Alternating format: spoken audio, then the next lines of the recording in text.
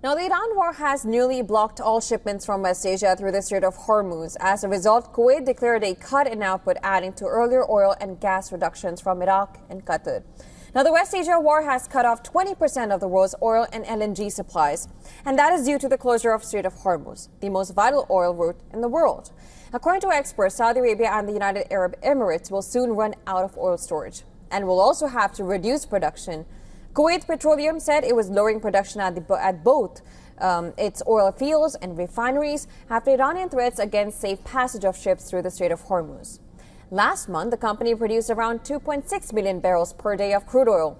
Kuwait Petroleum declared force majeure. That is a legal clause allowing a company not to fulfill contractual obligations because of circumstances outside its control. A Bloomberg report showed Kuwait's oil cutback started with about 100,000 barrels a day on Saturday and is expected to almost triple on Sunday. The UAE, which pumped more than 3.5 million barrels a day last month, is using export capacity that bypasses the Strait of Hormuz. The OPEC's third biggest producer is also using its international storage facilities to ensure supply to global markets. But the latest cutbacks by the two OPEC members follow several other in the region.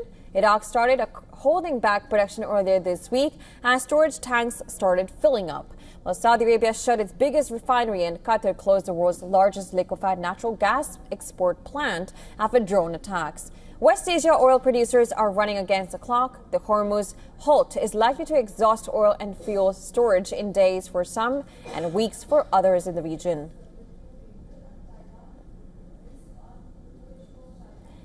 A JP Morgan report shows that Iraq is most vulnerable to the Hormuz halt. Iraq could run for 6 days from the start of the conflict until shut in. Kuwait for 14 days. UAE could run for 16 days and for 19 days by rerouting. Qatar has 20 days. Saudi could run for 36 days and for 65 days by rerouting. In this case, rerouting refers to alternative options to partially bypass the Strait of Hormuz. U.S. Embassy in Kuwait and Dubai have both been hit, and other infrastructure in both the countries have been targeted by Iranian missiles and drones in the region's expanding war. The UAE and Kuwait are among the Gulf nations that have been heavily targeted. In the latest news, the Kuwait army said 7 drones were shot down, and debris from interceptions had damaged some ground.